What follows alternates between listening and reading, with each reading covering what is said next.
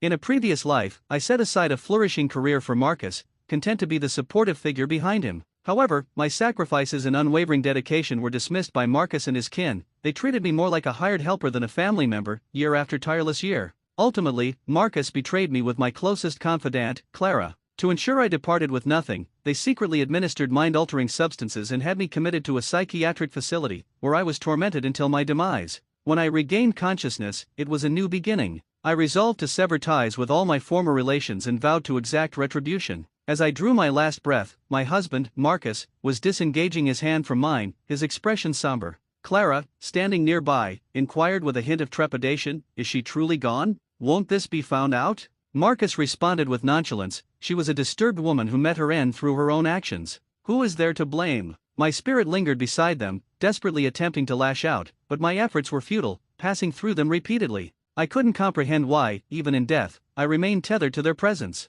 Marcus and I had shared 5 years of courtship and 4 years of marriage. It was the first instance I had witnessed Marcus display such profound affection for another. He would present Clara with vibrant bouquets of roses upon returning from work and treat her to intimate candlelight dinners. Frequently, they would engage in passionate encounters in the very bridal chamber I had meticulously prepared. The revulsion I felt was overwhelming, almost inducing nausea, but with time, I grew desensitized to their displays. Just as I was becoming accustomed to their daily routines, my parents began to suspect foul play in my death and initiated an investigation. On the very day they uncovered the truth, Marcus orchestrated a hit-and-run as they were en route to the police station to file a report. I watched, helpless, as my parents lay on the pavement, crying out and pleading with passers-by for aid. People moved through the accident scene, their forms passing through my ethereal body. The authorities concluded that my parents were victims of a drunk driver, deeming it an accident. The truth of my demise was thus interred alongside my parents. Overwhelmed by despair, I teetered on the brink of madness, yet I could only rage impotently at Marcus and Clara.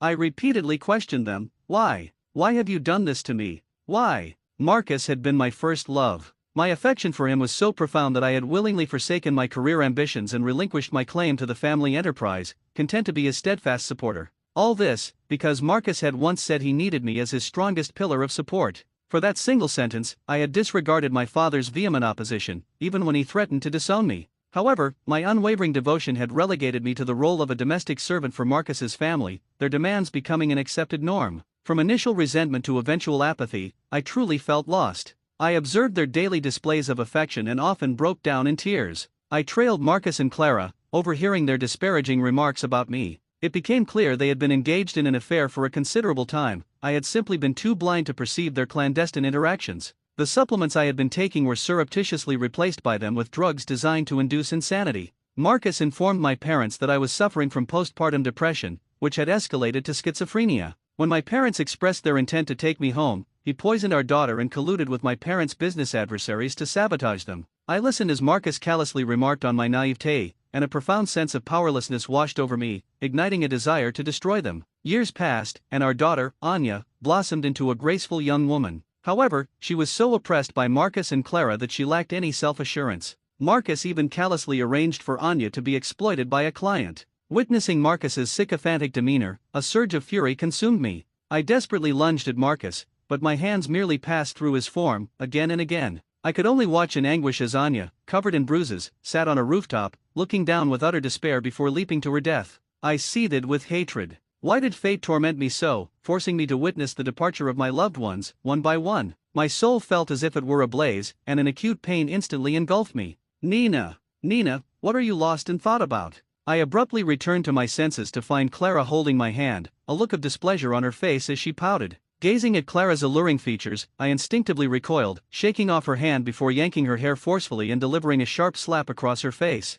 My hand didn't pass through Clara's face, it made solid contact. I was astounded. Hadn't I been killed by Marcus? How could this be? Observing Clara, tears streaming down her face, my heart suddenly pounded. I was reborn. I instinctively glanced at the calendar and realized I had traveled back 1 year, to a time before I was confined to the psychiatric hospital. Seeing my alternating expressions of tears and laughter, Clara grew even more incensed. She gripped my hand tightly, demanding to know why I had struck her. I adopted a cold demeanor and forcefully ripped the necklace from Clara's neck. "Isn't this my necklace? Why is it in your possession?" A flicker of guilt crossed Clara's eyes, but she defiantly tilted her chin and retorted, "We share such a close bond. What's the harm in borrowing it for a while? You're so wealthy, must you be so pedantic? Hearing Clara's words, I was enraged. I grabbed Clara's hair and slammed her head against the coffee table. You took my belongings. Are you so base that you enjoy pilfering others' possessions? Clara struggled and wept, admitting her wrongdoing. Upon hearing Clara's admission, I released her, my expression unreadable. Then, I clutched my head and screamed, feigning intense pain. My head hurts so much. I'm going insane. Seeing my distress, a smug look appeared on Clara's face. She then gently consoled me, helping me to my room. She poured me a glass of warm water and placed 2 vitamin pills in my palm, urging me to take them quickly. Staring at the 2 pills and Clara's feigned look of concern, a chill permeated my bones. In my previous life, it was after ingesting these vitamins that my health deteriorated, ultimately leading to my confinement in the psychiatric hospital and a torturous death. I discreetly placed the pills in my mouth and informed Clara that I needed to rest and couldn't entertain her any longer. Clara helped me adjust my blankets and thoughtfully closed the door behind her. Once Clara departed, I immediately expelled the pills. Looking at the partially dissolved tablets, a cold dread filled my heart. Just as I was lost in contemplation, my daughter, Anya, came running in, a large red flower clutched in her small hand. Mama! Seeing Anya's sweet smile, I wiped the tears from the corners of my eyes, but Anya still noticed I had been crying. She pursed her lips and gently cupped my face in her hands, her eyes filled with worry. I pulled Anya into my embrace, inhaling the milky scent of her, and finally allowed my tears to flow freely. Anya leaned against me, singing a soft tune. Listening to Anya's song, my heart gradually found solace. Gazing at the lovely child in my arms, I made a silent resolution. I took Anya out for her favorite meal, hamburgers. She held my hand, looking at me with concern. Mama, if you don't cook, Grandma will be displeased. Hearing Anya's words, I was momentarily stunned. In my past life, my mother-in-law, Eleanor, had constantly advised me on how to win Marcus's affection. She would detail Marcus's preferences and even feign solidarity when Marcus failed to return home at night. Her most frequent refrain was that Marcus worked too hard and needed someone to care for him diligently. I had been utterly deluded, toiling away without complaint to look after Marcus and my mother-in-law, neglecting my own well-being. Now, Anya's innocent words brought a sudden realization: my mother-in-law had been subtly manipulating me, making me feel inadequate and entirely dependent on Marcus, viewing him as my entire world. I gently tightened my grip on Anya's hand and smiled.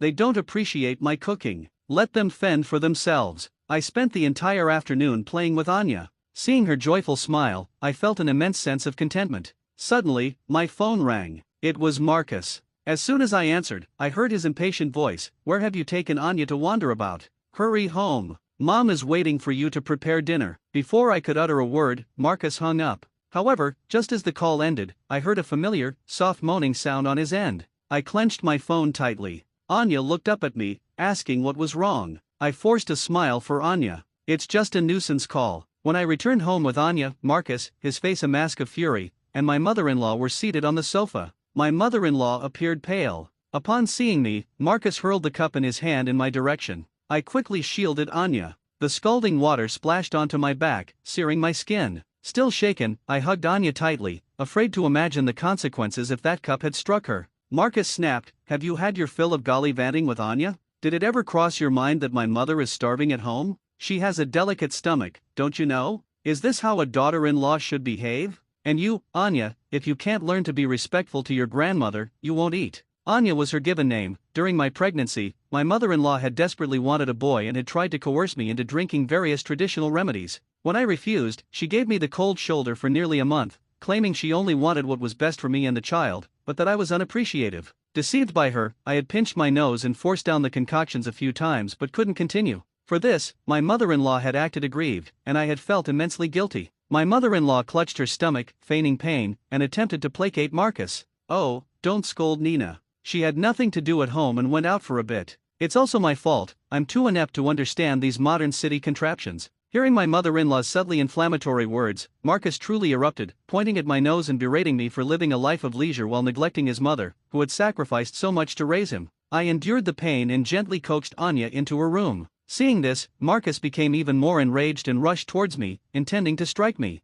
Anya suddenly ran out, hugged Marcus's thigh, and cried, pleading, Daddy, don't hit Mama. Marcus angrily kicked Anya away. It serves your mother right. She struck your Aunt Clara for no reason today. Witnessing Anya being kicked, the fury I had been suppressing ignited. Marcus, Anya is your daughter. How can you treat her so cruelly? At this moment, I heard my mother-in-law let out a disdainful laugh and mutter softly, she's just a worthless girl. Only you seem to cherish her, a hen that can't even lay proper eggs. Hearing these words, the last thread of my composure snapped. I grabbed my mother-in-law's hair and screamed at the top of my lungs, "You're also a woman. You're also a worthless creature. Why don't you just go and die?" Marcus, enraged at seeing his mother attacked, lunged to hit me. However, I seized a chair and smashed it towards him, a terrifying smile on my face. "Marcus, have you forgotten that your company still relies on my family's support?" At this, Marcus's face stiffened, and he gritted his teeth, forcing himself to calm down. My mother-in-law forced a smile and said gently, "You must have misunderstood her just now.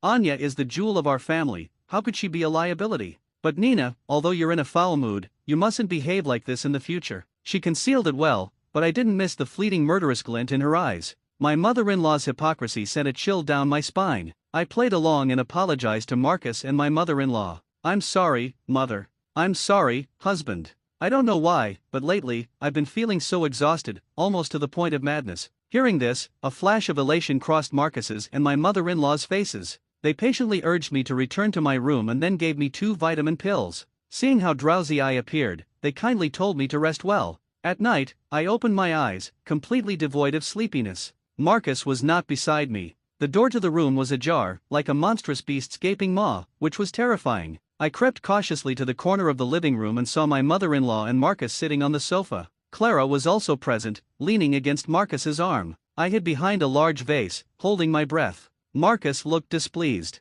"Mother, why did you prevent me from striking Nina today? She's been subdued by us and won't dare to tell her parents. Clara was assaulted for no reason today, I must avenge her." After saying this, he stroked Clara's face affectionately, and Clara looked touched. My mother-in-law said, "I think she was behaving strangely today. She probably isn't aware of your affair with Clara. Our medication is taking effect. In the next few days, you two should feign some distance so that others will believe Nina has mental problems." My mother-in-law also added, "Clara, I apologize for the wrong you've endured." How absurd! What wrong had Clara, the mistress, endured? They all deserve to perish. They should all die. Clara touched her belly and said arrogantly, "I'll only bear you a son after you get divorced. I don't want my son to be born with the stigma of illegitimacy." Marcus and my mother-in-law laughed and agreed, their faces beaming with adoration. They conversed for a while longer, and then my mother-in-law rose. I tensed, thinking she was coming to the bedroom, but she went straight to her own room. Clara and Marcus kissed passionately on the sofa for a time before walking into the guest room.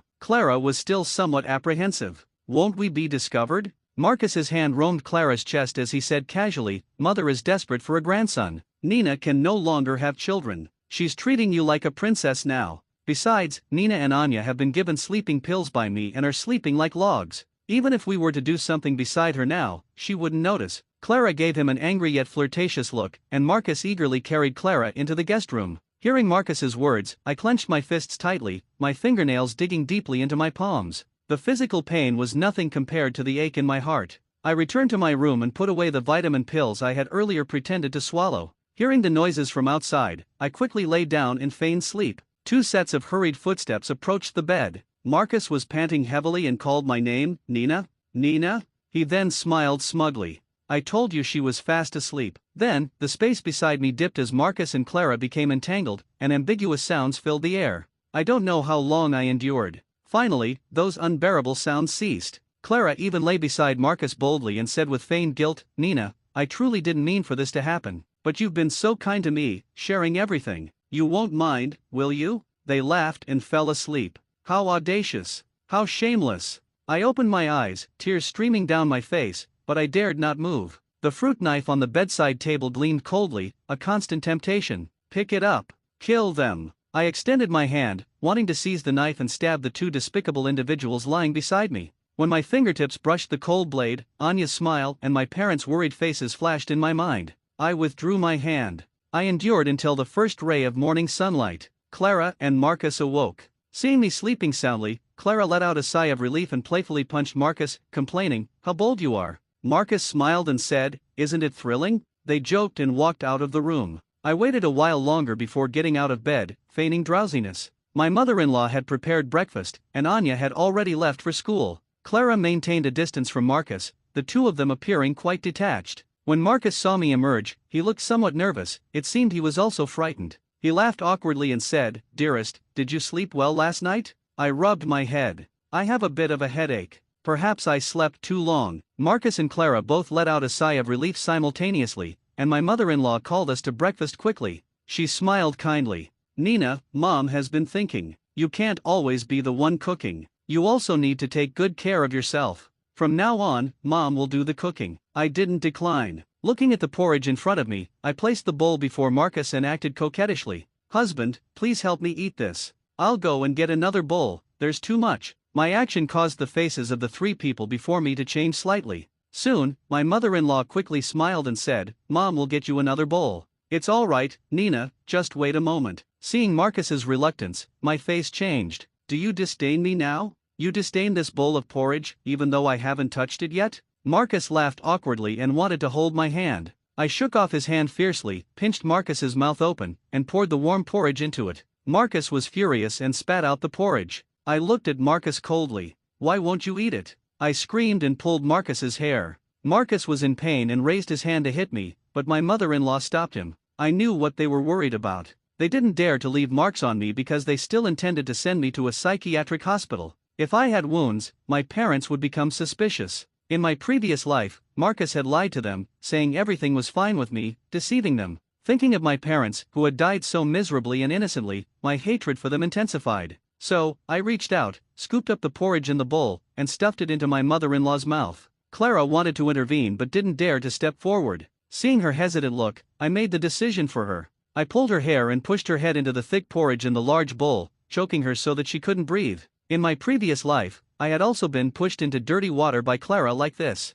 In this life, she was getting off easy, this porridge was at least palatable. After tormenting these three, I took advantage of their flustered state as they tidied themselves and ran out, laughing loudly. They wanted to stop me, but I ran very fast. By the time they chased after me, I had already gotten into a taxi. Seeing their figures, I quickly said to the driver, "Sir, drive quickly. Those three are dangerous. They locked me up and wanted me to bear a child for that man. Sir, please save me and take me to the police station." I was presentable enough, even though I had suffered greatly in recent years, I still looked appealing when I cried. The driver was a kind-hearted man. He immediately stepped on the accelerator, running several red lights to get me to the police station. Only then did I realize I had no money with me. I rubbed my hands awkwardly. "Sir, could you wait a moment? I'll wait for my family to come and pay you." The driver waved his hand and said heartily, "No need. I have a daughter, a long time ago." Sigh. "I wish someone could have helped her like I helped you today." A trace of pain crossed his face, and he encouragingly patted me on the shoulder.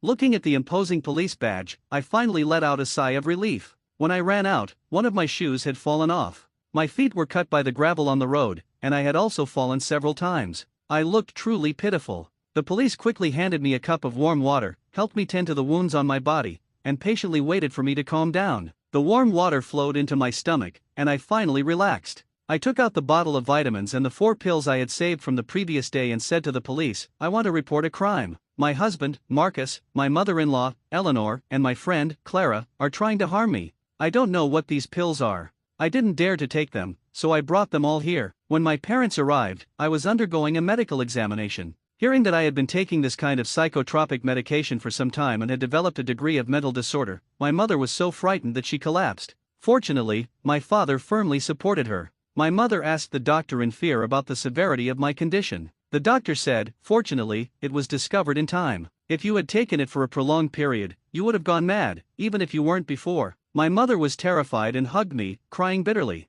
My father's face was ashen beside me, and then he punched the wall hard. After finishing the report, my parents took me home. My father also instructed his secretary to wait at Anya's school and pick her up as soon as classes ended. I sat on the soft sofa, looking at my parents' sad and pitying expressions, and it felt like a lifetime ago. Well, it truly was like a lifetime ago that we had all died miserably because of a heartless person like Marcus. And this ungrateful wretch had been brought into our lives by me. I threw myself into my mother's arms and finally cried out unrestrainedly, "I'm sorry, Mom and Dad. I'm so sorry." My mother hugged me tightly, repeatedly saying they didn't blame me. My father was also silently weeping beside us. When we calmed down, I said to my parents, "Marcus is having an affair. They even drugged me." "Mom, Dad, I don't have concrete evidence, but it was them. I want a divorce." My father stroked my messy hair, grief in his eyes. "In all these years, you've always told us you were living a good life. I thought that by providing you with a superior material life, you would have more standing in Marcus's family, so I didn't inquire too closely." "Dad, it's not your fault.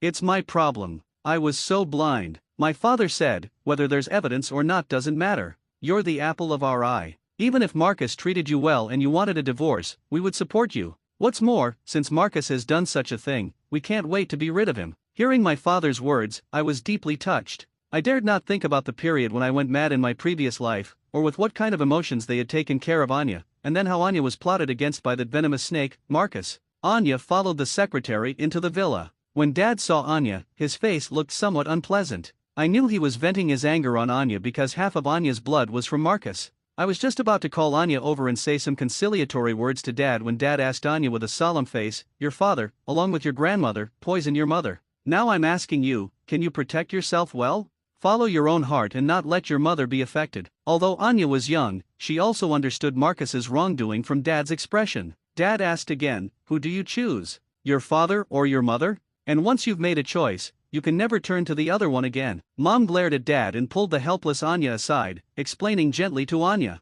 I wanted to ask Dad not to make things difficult for Anya because she was still so young. Just as I was about to speak, I heard Anya's voice, soft yet firm, "Grandpa, I choose Mom. Dad is not nice to Mom at all, and Grandma always says strange things to Mom. But I'm still young. I can only protect Mom when I grow up." Hearing Anya's words, tears welled up in my eyes. The police quickly filed the case. When the investigation began, Marcus and his mother still firmly denied everything. When one piece of solid evidence after another was presented, Marcus fell silent. His mother, Eleanor, contemplated for a whole night and then went to the police station to turn herself in. Eleanor claimed that I had a difficult childbirth with Anya, which damaged my body and made it impossible for me to have more children. Their old Marcus family needed a son to carry on the family line, but Marcus refused to divorce me, no matter what. So, she thought of killing me so that Marcus could marry a new wife and have a son. In court, Eleanor looked at me with resentment in her eyes, as if she couldn't wait to rush up and tear me to pieces. "You infertile hen. You who occupies the position without fulfilling your duties.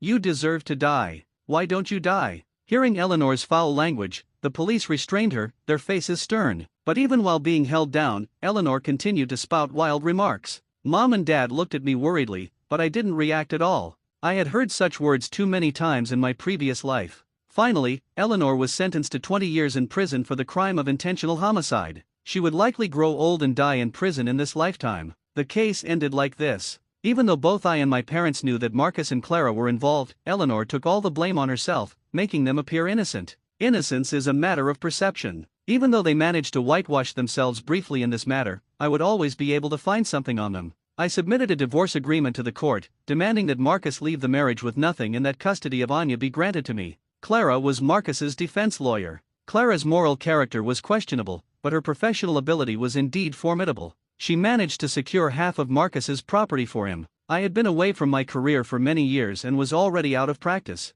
Looking at my parents' gray hair, I asked them to let me take over the company. My parents were overjoyed. The day before starting at the company, I took several bodyguards and went back to our previous house. When I opened the door, Marcus and Clara were engaged in an intimate moment in the living room. Seeing us, Clara screamed and hurriedly covered her naked body. Clara's fair skin was covered with love bites. It was evident their encounter had been quite intense. I asked Clara, why? Clara didn't argue anymore and said with a sneer, "I just despise you, Nina, for always acting like a high and mighty young lady. You were just born into a better family than me. In terms of appearance, figure, and knowledge, you're inferior to me in every aspect. Why should you be with Marcus? I've hated you since I was a child. Since childhood, you've been like the moon, while I could only be a faint star beside you. Why? You just toss the things you don't want to me as if you're feeding a dog. Am I your dog?" Hearing Clara's words, my numb heart couldn't help but ache. Clara and I had known each other since childhood. Or rather, Clara was a child left behind in a poverty-stricken mountainous area. I couldn't bear her plight, so I used more than half of my allowance to sponsor Clara's education and help her leave the mountains. When Clara's family wanted to sell her, I begged my parents to bring Clara to me overnight and let her live with us. My parents saw that Clara was pitiful and well-behaved. After observing her character for a while, they allowed her to live in our house. Whenever I bought something, I would buy an extra one and give it to Clara. But in Clara's eyes, it was merely me casually giving her things I didn't want. I smiled bitterly and asked Marcus, "What about you? Why?" I thought I had been very kind to Marcus from the moment we got together. I restrained my temper as a young lady and was obedient to him in everything. I even gave up my career and the inheritance of the family business for him, concentrating on being his support. He relied on my parents' connections and achieved success in his career, but then he abandoned me, his wife who had shared hardships with him. He climbed up by stepping on my bones. Did he ever feel a shred of guilt? Marcus lowered his head, his eyes full of indifference. How could you, a high and mighty young lady, understand me? To make you happy, I bought you a bag worth thousands, but you just tossed it aside like garbage. Do you know how long I had to work for that bag? Besides, it was never you that I liked. From the beginning to the end, the person I've always liked is Clara. It was you who broke us up and forced Clara to leave me. Hearing Marcus's words, I just felt it was extremely absurd. I looked at the two of them in disbelief. Was it me who broke you two up? I didn't even know about this. When did I break you two up? But looking at the two people in front of me, I suddenly lost all my strength and waved my hand to let the bodyguards come forward. Seeing the tall and burly bodyguards, Marcus was a bit scared and asked them sharply what they wanted to do. I sneered and said, "This house belongs to me. It was bought for me by my parents. You two haven't forgotten that after living here for so long, have you?" After driving Marcus and Clara out, I found this house disgusting and sold it. At the same time, I gradually reclaimed the privileges that Marcus had once obtained from my parents. What was Marcus without my parents finding good employees for him? His shabby company would have gone bankrupt long ago. He really thought he was an elite with a successful career. But to my surprise, under the influence of these years,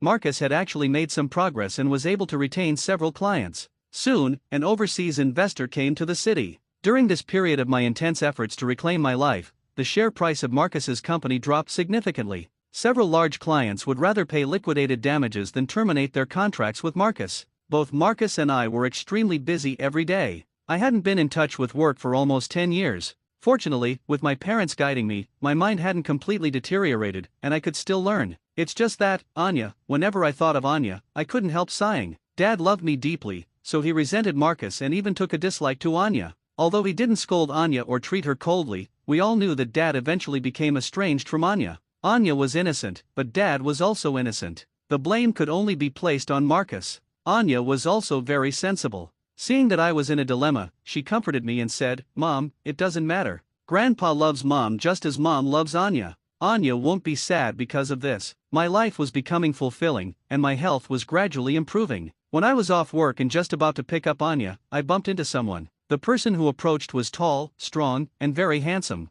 When he saw me, his eyes lit up. "Sister Nina." I smiled in surprise. "Leo." I sent a message to Dad, asking him to pick up Anya. Then Leo and I found a coffee shop. He sat there, a striking presence. Several young women approached with blushing faces to ask for his contact information. Leo blinked his charming eyes and said, "Sorry, my girlfriend is here." I couldn't help laughing. He looked aggrieved and said, "Sister Nina, could you be my shield for a while? I really can't bear to reject those lovely girls." I had to nod. Leo was the boy from the neighboring house in our old compound. When I was a child, he was very naughty and often caused mischief. One day, he annoyed me, and I gave him a good talking to. After that, he followed me around like a little shadow. Later, his whole family went abroad, and we lost contact. Occasionally, when they came back to the compound to pay respects to their ancestors, we would see them. We quickly broke through the awkwardness brought by time and had a great chat. Marcus stood beside us with a gloomy face. "Nina, you found a new love so soon?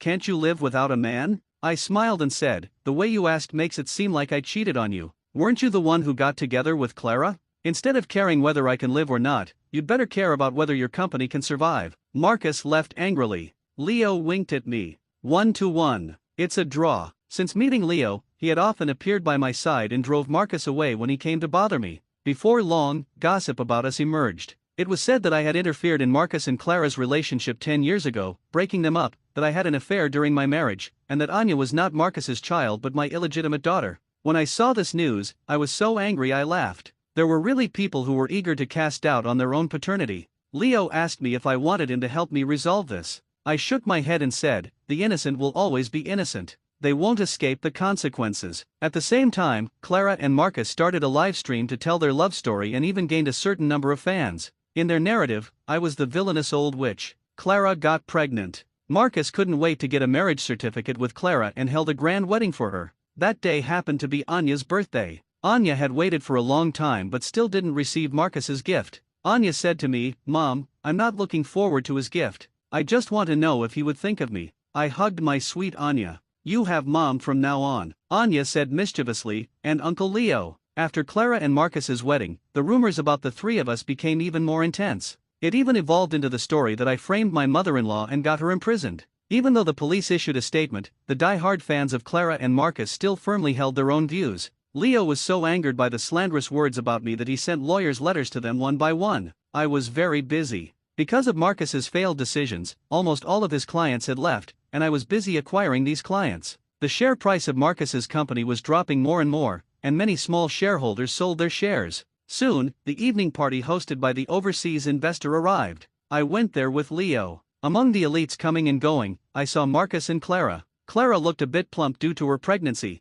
and Marcus was no longer as energetic as before. They were flattering the business leaders at the party with forced smiles. A group of people escorted a foreigner with blonde hair and blue eyes in. I took Leo and walked forward to strike up a conversation. When we were chatting animatedly, Marcus's sinister voice rang out from the side. "Mr. Caven, don't be deceived by this woman. She's incredibly vicious. I've heard that you have a beloved partner of many years. You don't know that this woman is fickle, breaks up loving couples, and even cheats on her partner." I burst out laughing. The foreigner looked at Marcus in confusion, and Marcus smiled smugly at me. The foreigner asked, "Mr. Caven?" "I'm Leonard. The Mr. Caven you mentioned should be the gentleman beside this lady." Caven was the name of the overseas investor that everyone was vying to get investment from, and his anglicized name was Leo. Marcus looked at Leo, his face turned pale, and then he fainted. Everyone present had business dealings with my family, the Nina family, and knew about the affairs between Marcus and me. Although Eleanor took the blame for her son, everyone knew the truth in their hearts.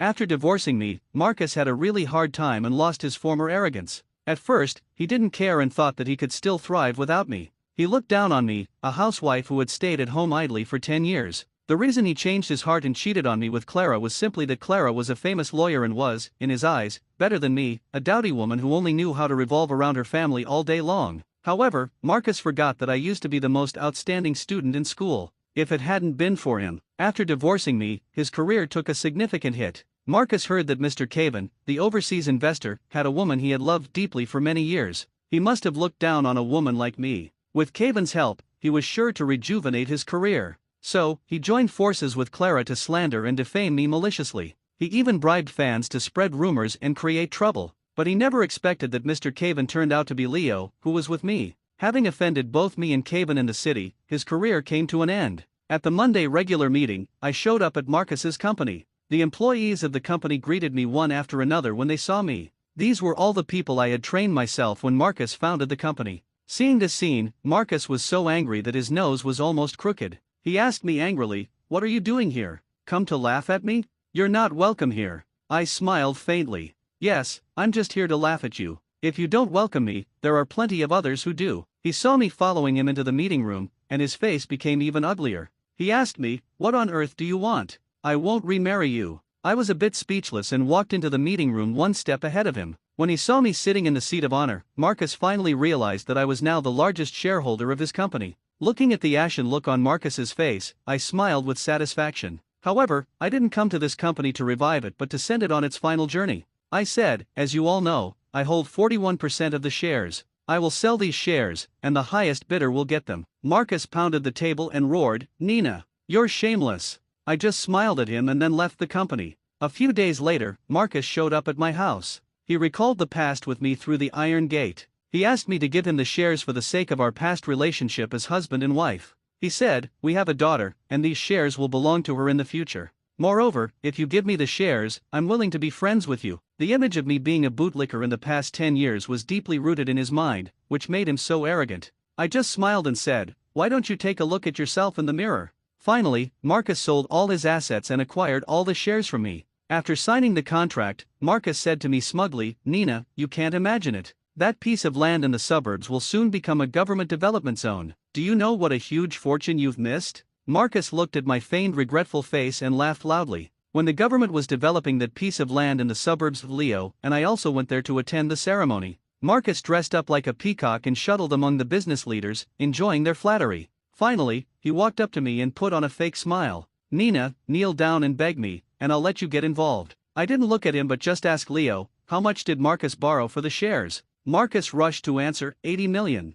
"The value of this land is more than that." I smiled and nodded. "Yes, this land is truly priceless." As soon as I finished speaking, the construction team in front let out exclamations. Soon, the criminal police surrounded the land. Marcus took a look from a distance and instantly collapsed to the ground. That piece of land was indeed priceless because there was an imperial ancient tomb buried beneath it. The emergence of the ancient tomb shocked the whole country. The government compensated Marcus with 10 million. However, he had borrowed 80 million for the shares in my hand. Marcus finally came to his senses. Looking at the small shareholders leaving one by one, he stared at me angrily and said, "Nina, are you playing a double game with me?" The bodyguards blocked him, and I said coldly, "It's a matter of willing to deal and willing to accept the consequences." Marcus returned home dejectedly, but Clara was nowhere to be found. It turned out that Clara had already been fired by the law firm. She had been warned by her professional association when she slandered me before, and when the fact that she had maliciously helped a rapist get acquitted was exposed, she was directly disbarred and became a discredited lawyer. When Clara left, she also took away all of Marcus's property. On the day of Anya's parent-teacher conference at school, Leo, Anya, and I went to the school together. A scruffy-looking man rushed towards me. Leo quickly protected Anya and me. The man looked up. It was Marcus. Marcus's face was greasy, and his hair was a mess. He said pitifully, "Nina, I know I'm wrong. Let's remarry. I'll definitely treat you well." Seeing that I didn't respond, Marcus said to Anya, "Anya, I'm your dad. We're a family. Could you forgive Dad? Dad loves you the most." Anya was silent for a long time. Under Marcus's expectant gaze, she said, "You've forgotten. I'm not your daughter. I'm the illegitimate daughter of Mom and Uncle Leo." Hearing this, Marcus was as if struck by lightning. I took Anya and left. Before leaving, Marcus muttered to himself, "No, no." Marcus was truly unlucky, but I hadn't avenged the grudges from my previous life yet. I administered to Marcus the same drug that he had given me before and had him committed to a psychiatric hospital, making him feel the pain that I had suffered. At first, I received messages from there saying that Marcus wanted to see me and kept apologizing, claiming he hadn't meant to kill my parents. After that, no more messages came. Leo and I didn't get married immediately. Anya was so eager that she took us on a trip and helped Leo plan his proposal in Italy. I accepted Leo's proposal amidst the blessings of everyone. On a large screen, news was playing about a gambling den being seized in a Southeast Asian country. Inside, they found a macabre mascot, a figurine made from a woman. When I saw the woman's face, I quickly covered Anya's eyes. Since then, I finally embarked on a new life. The end. My life ended not long after calling things off with Julian on what was supposed to be our wedding day. His childhood friend, Iris, slit her wrists in a suicide attempt. Before being rushed to the hospital, she dialed his number and whispered, "Do you still care for me, brother Julian? I regret everything." With just those 2 sentences, he abandoned our wedding ceremony without a backward glance. My heart shattered. Later, when he pleaded for my forgiveness, his paranoid childhood friend ran me over with a car, killing me. Now, I've returned to the period when our love was supposedly at its peak. This time, I intend to end things with him proactively. She fancies you, and you permit her to. You two are a perfect match. May you be forever bound together, with my sincerest blessings. I was struck and killed by a car, and the driver was Julian's childhood confidant, the same young woman who was now affectionately clinging to Julian's arm. Julian said in an indulgent tone, "Maya, let me introduce you. This is Delia. She's like a little sister to me, someone I'm very fond of." This was our first encounter. Delia greeted me with a smile, appearing bright and lively, nothing like the deranged woman who would later, in a fit of paranoia, end my life. But I still recalled her cold, sinister smile as she uttered, "Go to hell, Maya. Julian and I are meant to be. If I hadn't turned him down initially, you wouldn't have even had a chance." I remembered the searing pain that coursed through my body, the surrounding chaos, someone screaming while dialing for an ambulance, another roaring as they tried to subdue the perpetrator. But my seething anger gradually faded along with my consciousness. When I regained awareness, I was in a coffee shop. I had died, but then, miraculously, I was alive again. In response to Delia's greeting, I merely offered a cool nod. "Hello." Delia's eyes immediately welled with tears. Julian, beside her, frowned slightly and pushed his iced Americano towards her, as if to comfort her. Maya isn't in the best of moods today. She's been swamped with graduation preparations and has a lot on her mind. Delia, please be understanding. Delia lowered her head and subtly pressed her lips to the spot where Julian had drunk from, a clear display of possessiveness. I thought Sister Maya didn't like me. I lowered my gaze and didn't respond for a moment. I felt as though I had been transported back to my previous life.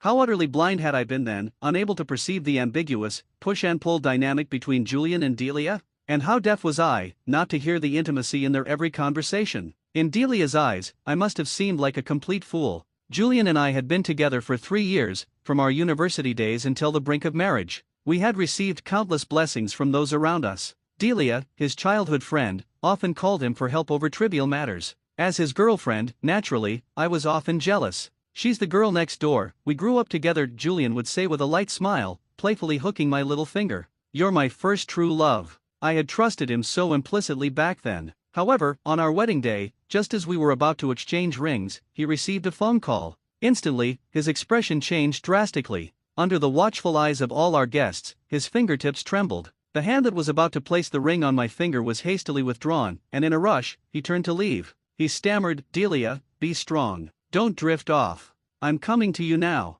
I'll be right there." The guests were in an uproar. I subconsciously grabbed his wrist. "Julian, we're in the middle of our wedding. Delia has her parents, you won't be able to do much even if you go. Why don't you wait until the ceremony is over?" Julian's eyes were red as he forcefully pulled my hand away. Deep, suppressed pain was evident in his gaze. "Maya," he said harshly, "what time is it? Can't you be more considerate? We can have the wedding any time, but Delia only has one life." I stared blankly at the diamond ring that had rolled onto the floor. The large diamond, like a pigeon's egg, reflected a dazzling light that stung my eyes. It was only then that I truly realized Julian cared for Delia. He had never forgotten her, not from the very beginning. I said softly, "You've made your choice, haven't you?" I thought, between a wedding and a life, which held more importance? If I continued to argue, I would seem unreasonable. Julian nodded. After a moment, he took my hand again. "Maya, don't overthink it. She's just like a sister. You're the woman I want to spend my life with." I forced a smile.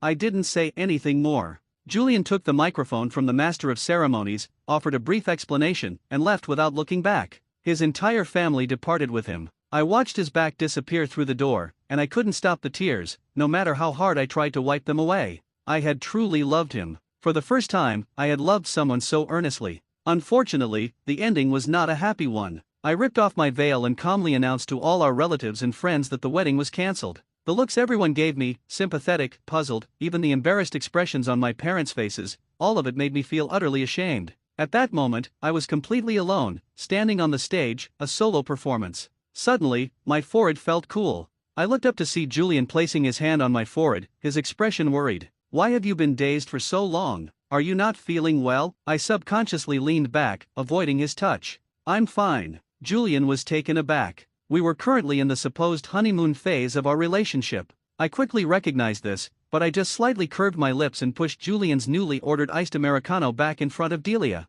"Is someone else's drink especially delicious? Take your time." I didn't look at Julian's expression again and turned to walk out of the coffee shop. The next second, a call appeared on my screen, displaying the name Chloe. A wave of hesitation washed over me, a feeling akin to approaching home yet feeling timid. I paused for a long time before answering. Chloe was my best friend in my previous life. She had accidentally witnessed Delia's outrageous behavior and Julian's indulgent, ambiguous responses. But I had been so stubborn, unwilling to turn back until I hit a wall. Later, my relationship with Chloe gradually cooled, never returning to its former closeness. Now, I had tasted the bitter consequences, at the cost of my own life. "Chloe," I said, "I'm going to break up with him." Sure enough, Chloe on the other end of the phone was furious. "Did Julian upset you? Where are you? I'll come to you right away." Looking at the bustling crowd, I blinked, and tears rolled down one after another. In an instant, I was dragged back to the sad memories of my previous life. What happened later? I blocked all of Julian's contact information. Without Chloe's assistance, Julian didn't find my new address until a week later. "Maya, I finally found you," I said coldly. "Why are you still coming to see me?" "For Delia's sake, you chose to postpone our wedding and trampled on my dignity. Do you know how many people were laughing at me?" I didn't care if others were laughing, but Delia even sent a voice message with a smug tone, along with a photo of Julian bowing his head to peel an apple for her. See? In his heart, I'll always be the most important one. Delia used one fact after another to prove it, and I had nothing to refute. Julian scratched his hair in frustration. "I'm sorry, Maya, but Delia was." Julian panicked. "Maya, don't cry." His fingertip wiped across my cheek. My vision was blurred, and disobedient tears dropped onto the ground, one by one. Julian used to be most afraid of me crying. Every time I cried, he would hurriedly wipe away my tears and apologize over and over again. "It's not your fault." Looking into Julian's panicked eyes, I took a deep breath and said, "It's my fault. I blame myself for not seeing people clearly." Fortunately, we hadn't gotten the marriage certificate yet. I should be glad that I could pull myself out in time before I was completely trapped.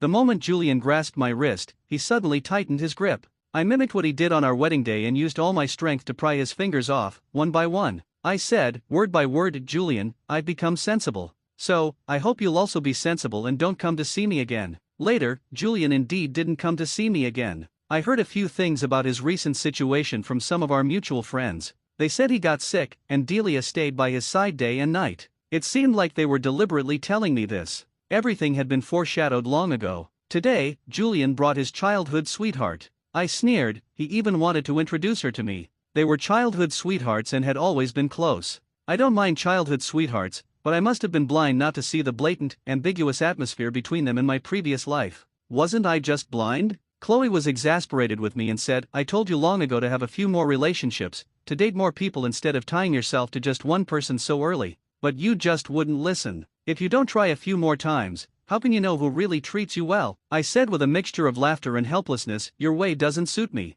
She thought for a moment and then gave me an idea. Maya, you also have a childhood friend. You don't know, at the last class reunion, Ethan just stood there and intimidated a whole bunch of people. Probably because I hadn't heard this name for a long time, I was slightly stunned and then couldn't help laughing. We can't even have a proper conversation. Ethan and I had lived in the same building since we were kids. Every time we met, we didn't have anything nice to say to each other. Who? Chloe was silent for a while and then stammered, Maya, if I say that Ethan actually likes you. I still didn't take it seriously and said, if Ethan likes me, then pigs can climb trees, and it'll rain red. A man walked out from around the corner. I wasn't paying attention and bumped into him. Maya, you don't watch where you're walking. You're still as clueless as before. What are your eyes for? Hearing the familiar mocking voice, I took a step back and looked up. The tall and handsome young man was walking in a hurry, his expensive silver-gray suit jacket draped over his wrist, and he had even buttoned one of the buttons at the collar wrongly. Could someone like him be extremely flustered too? Chloe probably recognized the voice too and silently hung up the phone. I sniffed and asked him defiantly in return, are you in such a hurry because you're rushing to be reincarnated? You're right. Ethan visibly relaxed a lot and slowly put on his jacket as he admitted, I'm afraid that if I walk too slowly, you'll leave first. I frowned in confusion. So, are you here to laugh at me? He stared at my slightly red eyes for a long time. Don't cry. Ethan rubbed his fingertip across my cheek. His tone was irritable and seemed rather disgusted, but his touch was incredibly gentle. Is it worth crying over such a trifle? If someone makes you unhappy, just give it back to them. Where's the feisty spirit you used to have when you argued with me? At the very least, I'm here for you. Ethan's straightforward words left me dumbfounded. You're here. After 2 seconds of silence, I repeated his words. I took a step back and asked cautiously, are you running a fever? I was so bold that I even wanted to touch his forehead to see if he had a fever and was talking nonsense because of it. As a result, he was amused by me. Maya, is it that hard for you to accept that I like you? When I was still young, my parents quarreled and were on the verge of getting divorced.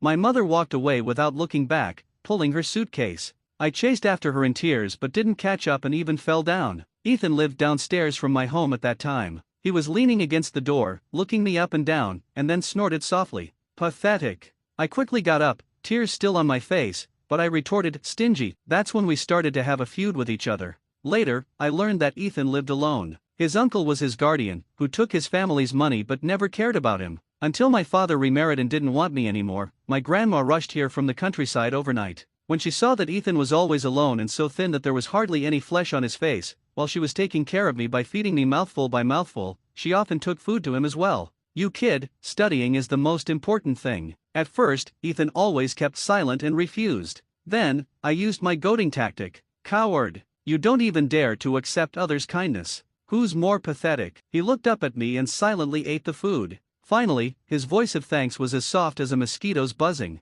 Thank you. Later, Grandma passed away. We were admitted to universities in different provinces. With such a long distance between us, the already scarce contact gradually faded away. I changed the subject. Didn't you go to university in the capital? Why are you here? You really don't pay any attention to me at all. Ethan seemed a bit helpless. I've completed all the credits and graduated early. There was news about me in the high school class group. Did you block the group? Also, don't change the topic. I coughed softly. Why do you like me? He raised his eyebrows and looked down at me. Just because I like you. Do I need a reason to like you? Another straightforward answer. It made me so angry that I blushed with shame. Don't like me. There's no future for us. Ethan probably overthought it and was angered by me. Maya, is that man really worth it? He's fickle and inconstant. He's not worth your liking. Can't you like someone else? I subconsciously retorted, who should I like? You. The moment I said it, I regretted it. Instead, he became happy. He straightened the buttons on his collar and raised his chin slightly, looking a bit reserved. You have good taste. Even if you can't forget him. Maya, he suddenly changed his way of addressing me. Do you know the quickest way to forget the last relationship? When he called me like that, I subconsciously rubbed my fingertips. The urge to hit someone surged into my head. Ethan seemed unaware of it. That's to start a new relationship seamlessly and use the happiness of the next relationship to cover the sadness of the last one. I volunteer myself. I'm quite willing to be the one for you to start a new relationship seamlessly. What he meant was that it wasn't impossible for him to be the third party for love. I had a subtle expression, but I couldn't out-argue him and finally had to flee in a hurry. Ethan didn't show up for 3 consecutive days, and I finally breathed a sigh of relief. And then I realized belatedly I had actually admitted defeat in front of him. I was on the phone with Chloe at that time. Chloe held back her laughter and said, "Now you believe what I said." I was very depressed. How could he like me? Obviously, when we met before, he either taunted me or contradicted me.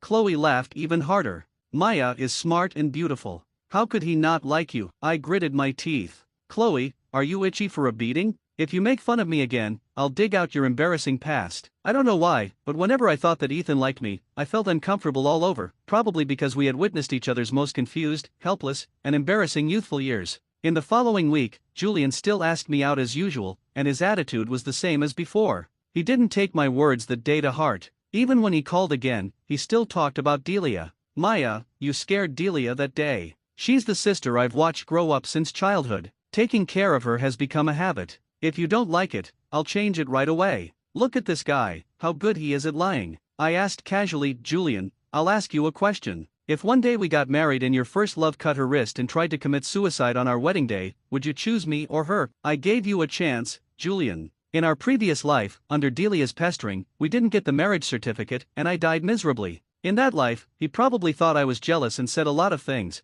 but I didn't listen to a single word. They were all lies, and I was too lazy to listen. Maybe the atmosphere was a bit solemn, so Julian changed the topic. Maya, let's go to the movies together this weekend, okay? I haven't seen you for several days. I miss you very much. Sorry, Julian. I twirled my pen and said in a reluctant tone, I'm really busy recently. My thesis is about to be finalized. I really don't have time. Julian was obviously disappointed. I was smiling, but the corners of my eyes were cold. Let's wait for a while. When this busy period is over, I'll definitely accompany you well in the future. But I knew in my heart, there would be no future for us. Actually, this also happened in our previous life. Julian asked me to watch a movie, but when I arrived as promised, I saw another person standing beside him. She had fair skin and beautiful eyes. Who else could it be but Delia? Our relationship had just warmed up at that time. I tactfully wanted her to leave, but Julian told me worriedly that Delia had been depressed recently and always burst into tears without warning. He was worried and took her out to relax. Delia looked at me timidly. Sister Maya, I said I didn't want to come out, but Brother Julian insisted that I come. Did I disturb your date? He was afraid that I would cry, but he wasn't just afraid that I would cry. Suddenly, there was a noise of something heavy falling on the other end of the phone. I vaguely heard Delia's cry of pain, and I couldn't help raising my eyebrows. What's going on over there? Nothing, the chair fell down. Julian originally wanted to continue talking, but now he could only hang up in a hurry. Maya, combine work and rest. Remember to have a good rest. I supported my face and smiled indifferently. I remembered that Julian had always lived alone, so it turned out that he had started to hide something from me at this time. However, his current behavior wouldn't hurt me anymore. I didn't lie to Julian, I was really busy. I had to prepare for the graduation defense and the re-examination. In my previous life, I had a promising future. I was waiting for the right time to break up. On the second day after I successfully passed the graduation defense, the opportunity one had been waiting for finally came. So it turned out that he had started to hide something from me at this time. However, his current behavior wouldn't hurt me anymore. Maya, come quickly. I saw your soon-to-be ex-boyfriend and a little white flower. Her tone was full of resentment. The location was the quiet bar she often went to. I put the watering can back in place, blocked the sunlight in front of my eyes, and suddenly felt that the sunlight was a bit dazzling. Finally, I replied, coming. But when I arrived at the bar, I didn't see her. After walking a few more steps forward, I was led to the booth with the best privacy. Ethan, whom I hadn't seen for a long time, was sitting there. His 2 long legs were crossed, and he was propping his head up with great interest, not knowing what he was thinking. There was a smile on his lips, and he seemed to be in a cheerful mood. I vaguely saw a fierce beast ready to pounce, holding its breath and waiting quietly for the prey to step into its trap, step by step. I hesitated and took half a step back. I always felt that I was walking right into a trap. Where's Chloe? Why are you here? A thought came to my mind, and I frowned and asked suspiciously, did you and Chloe reach some agreement behind my back? If not, it was clearly Chloe who sent the WeChat message, but it was Ethan who showed up. He lazily leaned back. I helped her stop her ex-boyfriend who wouldn't give up after being broken up, and in exchange, she tipped me off. I sat down across from him with my bag, angrily, but then I suddenly lost my steam. You'll affect my performance. If your performance is affected, then so be it. He changed his posture, leaned forward, and pushed the newly served cocktail forward. Don't be afraid. I'll back you up. Look. Following the direction he pointed, I looked up. Julian had his eyes closed. I didn't know if he was drunk or not, and Delia beside him took advantage of the alcohol and boldly kissed him secretly. Her delicate little face became even more charming with the flush from the alcohol. Brother Julian, I'm sorry. I just realized my feelings now. Maybe she didn't expect a response, but I saw that Julian, who had his eyes closed, had an obvious curve at the corner of his lips. During the days when I didn't show up, it had provided a good opportunity for their relationship to heat up. I casually took a few pictures and uploaded them to cloud storage. I had already accumulated enough disappointment, now there was only calm left. I originally wanted to sit in a conspicuous place, but perhaps it was fate. When I looked up again, I happened to meet Julian's inquiring gaze. He pressed his temples and suddenly stood up. Delia, who was holding his arm, was caught off guard and was also pulled to stand up. Delia looked at me and then saw that Julian's face was not good. She bit her lip and didn't say anything. Instead, Julian spoke first. Why are you here? I supported my face and asked with a smile, is this place owned by your family? Or does it mean that you can come here, but I can't? Julian was choked by my words. I didn't mean that. Probably because the air conditioner in the bar was turned on very cold, Delia was wearing Julian's coat and looked as pitiful as a little white flower hiding behind him. She also looked at Ethan, as if she wanted to say something but hesitated. Sister Maya, brother Julian is worried about you. He's afraid that you'll meet someone with bad intentions, she said softly. If you were coming, you should have told brother Julian. I slowly looked at Julian. Sure enough, under Delia's instigation, his face became even darker, and his expression became even more unfriendly. But today, the unhappier he was, the happier I was. At this time, Ethan slowly took off his coat and carefully covered my legs with it. He also mouthed to me, others have it, and our Maya should have it too. I gave him an approving look. Tristan clenched his fists tightly, and his brows were furrowed tightly. Maya, I'm your boyfriend. How can you be so intimate with another man? We're just friends. Can't friends care about each other? I looked at him in surprise and then spread my hands helplessly. When you said you wanted to take more care of your sister, I didn't say much either. Are you only allowed to set fires while others are not allowed to light lamps? I reminded him, don't forget that your coat is still on Miss Iris's body. At this time, Delia suddenly jumped out. Sister Maya, don't misunderstand. I know, I replied perfunctorily. You just want to join this family, not to break it up. She was choked by my words. Maya, don't talk nonsense. Julian habitually protected Delia and retorted, Delia just broke up with her boyfriend. She's been crying a lot lately and drowning her sorrows in alcohol. I'm worried about her going out alone. It's that same old excuse again. It's not even new anymore. Right. I pulled Ethan over and said, let me introduce you. This is Ethan. He's the brother I respect a lot. Julian frowned and snapped coldly, Maya, what are you up to? Ethan played the role of a tool person really well today. He did whatever he was asked to do, which was quite unlike his usual self. I patted the non-existent dust off him and asked in surprise, Julian, what are you angry about? Don't you think he looks familiar? Julian seemed to finally recall something and slowly pursed his lips straight. You set an example, and I'm just following suit. I gave a half smile and said, what am I up to? Isn't it just that I got to know your first love, and you got to know my childhood friend? It's taken for granted when it comes to you, but when it's me, it's like I'm just fooling around. As I was talking, I suddenly felt bored. I said, Julian, let's break up. Why? Judging from his expression, he probably thought I was jealous or just joking. I said impatiently, if I have to give a reason, it's that you're not pure anymore, and I don't like you anymore. It's that simple. Julian really had no idea. Because of Delia? Can't we just part on good terms? I had never found Julian so annoying before. Since he forced me to be so blunt, I said, do you really think I don't know that you were awake when Delia kissed you secretly? Delia's eyes flickered. Julian's face gradually turned pale. Since she likes you so much and you're used to spoiling her, you two might as well be together. Stop harming others. I really meant it.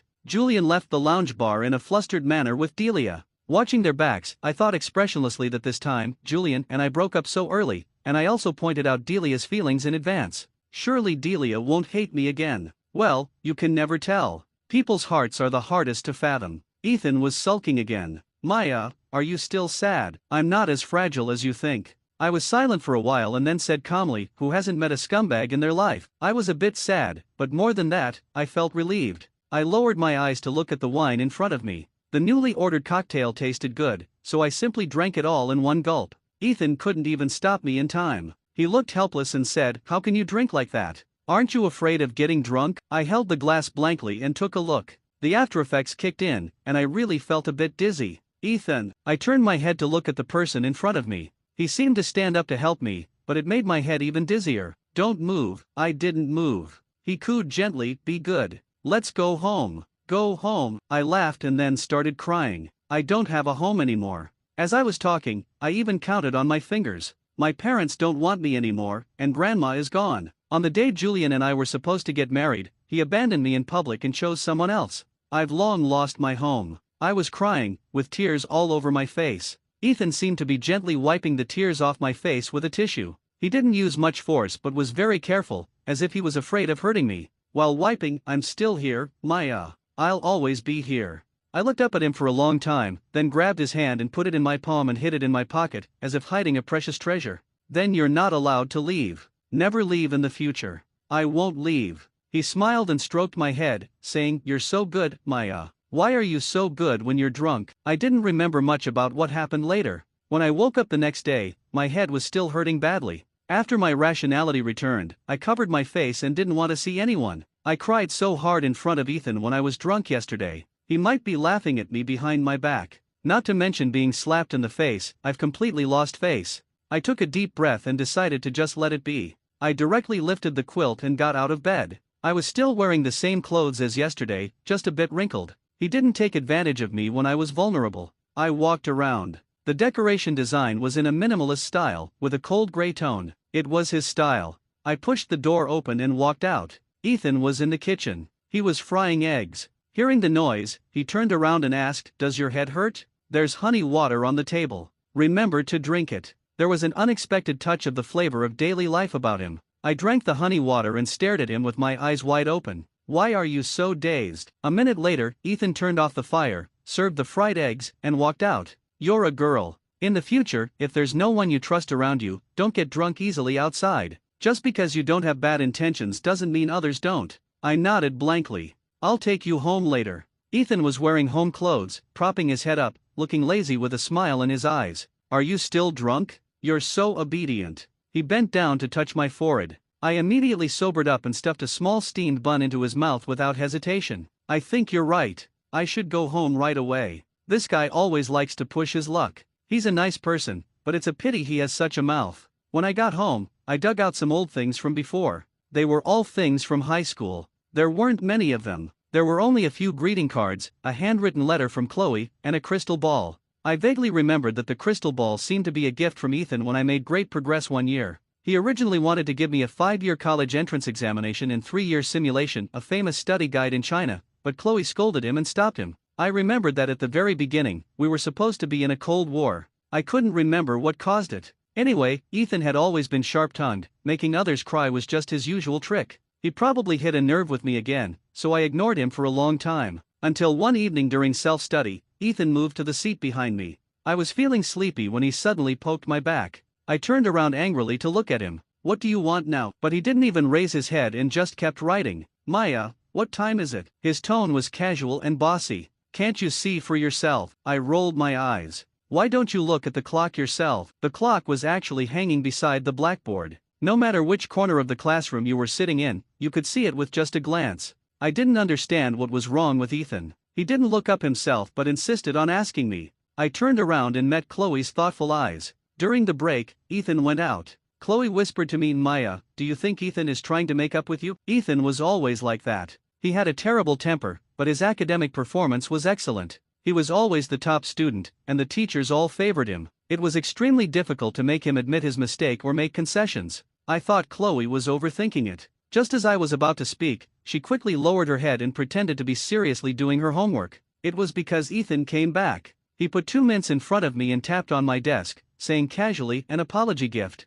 I snorted coldly. "Do you think you can buy me off with just 2 candies? It's not just 2 candies. He leaned on my desk with a slight smile on his lips. I'll give you a chance to boss me around, okay? I agreed without thinking. Help me with my studies. Don't contradict me, don't argue with me, and don't scold me. Never miss a chance to take advantage when it comes along. Are you trying to make things difficult for me? Ethan seemed to say unintentionally, with a hint of a smile in his eyes. After all, no matter how I teach you math, you just don't seem to get it. I got angry out of embarrassment and pushed him back to his seat. It was the summer solstice at that time. The leaves were rustling, and cicadas were singing. In the summer, of course, Julian didn't stop coming to see me. A person like him, worthy of being Delia's childhood friend, was exactly the same as her. When being favored, they always feel fearless, and the more they can't get something, the more they want it.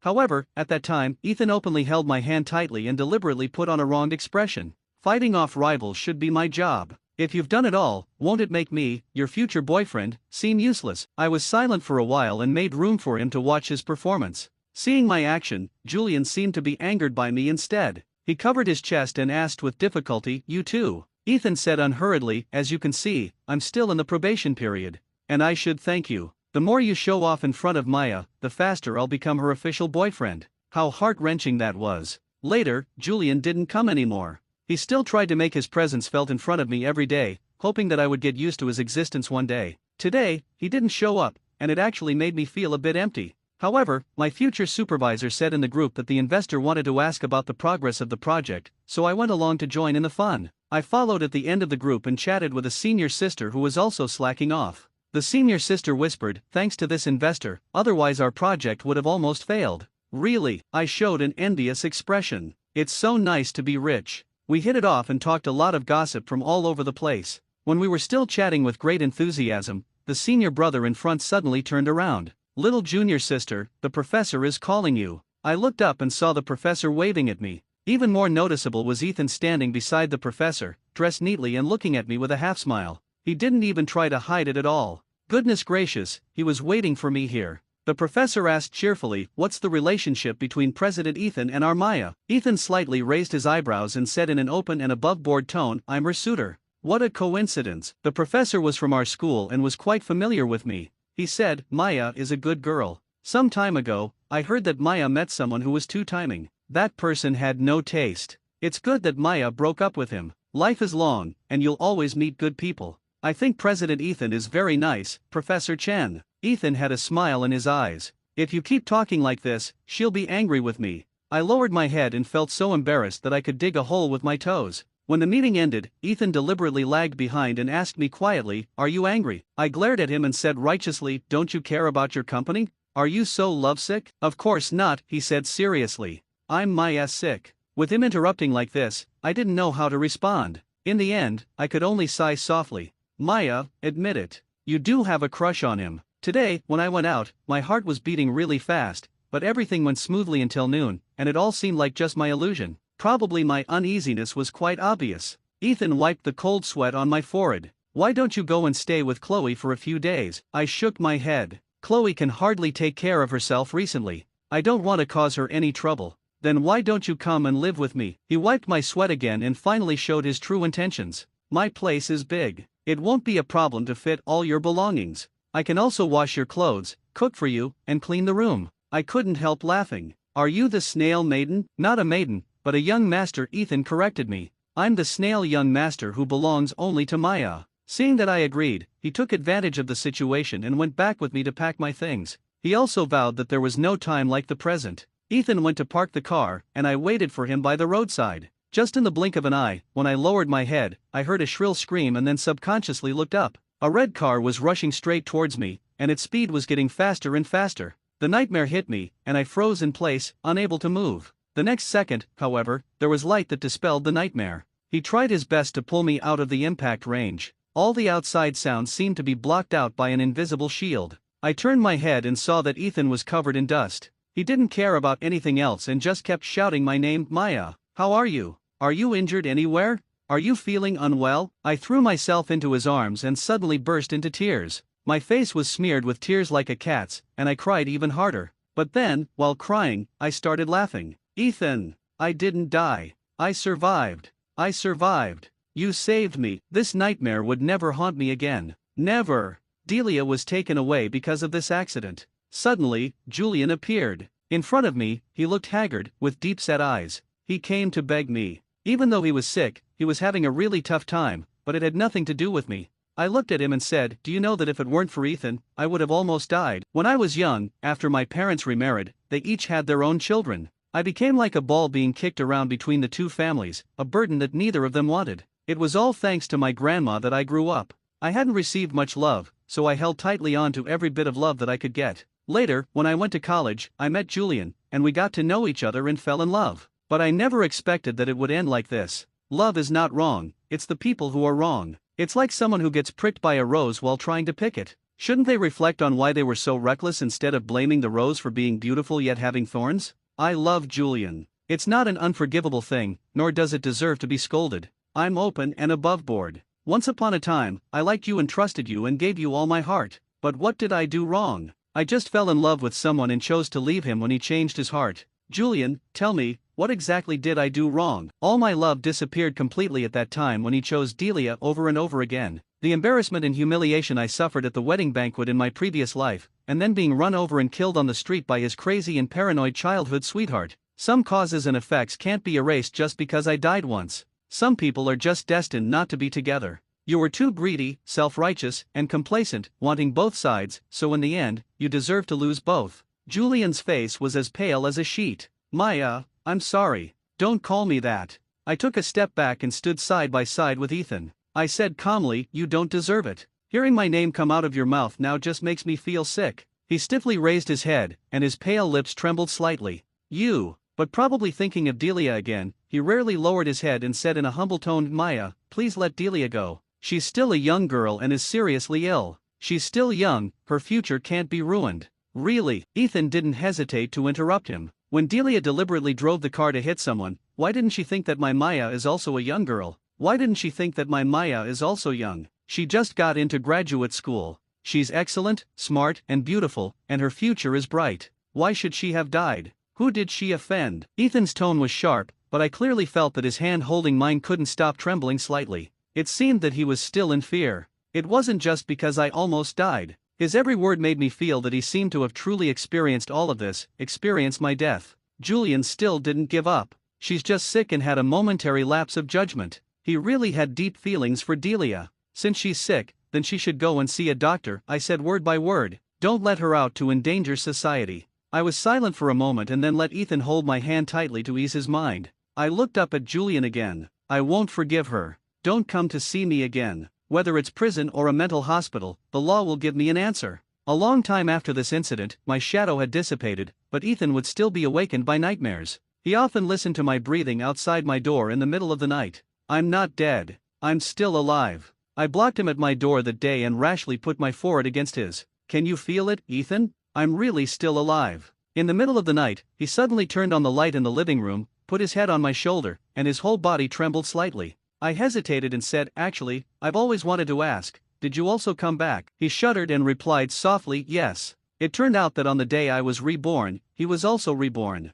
That's why he was so flustered, thinking it was all a dream. He said, "I don't believe in gods or Buddhas, but this time, he really sent you back to me." After we talked it through, I started bringing up old scores. In my previous life, when I was in a relationship, didn't you know? Why didn't you come to find me earlier? Ethan explained carefully, as if he was afraid that I would get angry. I had just taken over the company at that time. The company my parents left me was in a mess because of my uncle. It was a real headache. I was so busy dealing with it every day. I originally planned to come to you after I sorted it out. I nodded. Weren't you afraid that I would really get married? Actually, that wedding was doomed to fail from the very beginning. Ethan even seemed a bit aggrieved. Not to mention Delia, I was even going to stop the wedding. But plans can't keep up with changes. I had a car accident and was in a coma for 3 days. I couldn't come to save you like a hero on a colorful cloud. I added coldly, and it made me a laughing stock. Ethan probably didn't expect that Delia would be so crazy and paranoid. Since she couldn't get Julian, she would blatantly drive a car to run me over and kill me.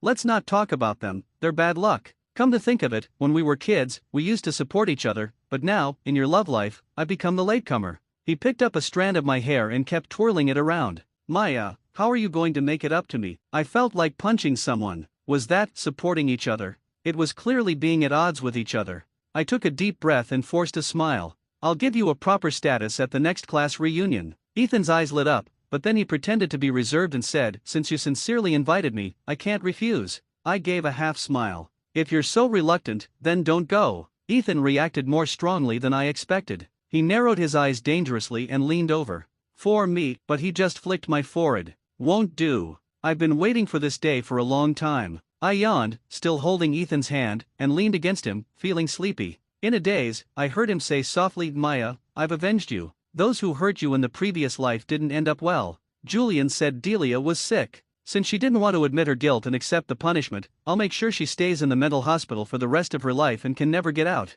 As for Julian, since he liked to indulge Delia so much, I'll let him keep her company. Will you be happy with what I've done? Chloe was so tied up by her ex-boyfriend that she couldn't make it to the annual class reunion. The fact that I was with Ethan really shocked a lot of people. "Maya, do you remember at the Senior 3 oath-taking assembly, old Professor Yao asked us to write letters to our future selves?" The class committee member glanced at Ethan and said in a low voice, but class monitor Ethan just scoffed at it, tore up the letter paper, and threw it into the trash can. I looked back at Ethan. He had a casual expression but was meticulously picking the bones out of the fish in front of him. "Didn't he ask old Yao for another piece?" I asked curiously. "Don't you all know about it?" I used to be so curious about what he wrote that I kept pestering him to let me see it, but he guarded it tightly. Just then, Ethan suddenly swapped his small bowl with mine. "I really didn't know." The class committee member quietly complained, "I feel like a dog by the roadside that's suddenly been kicked hard." After the class reunion ended, those who wanted to go singing went singing, and those who wanted to take a stroll went for a stroll.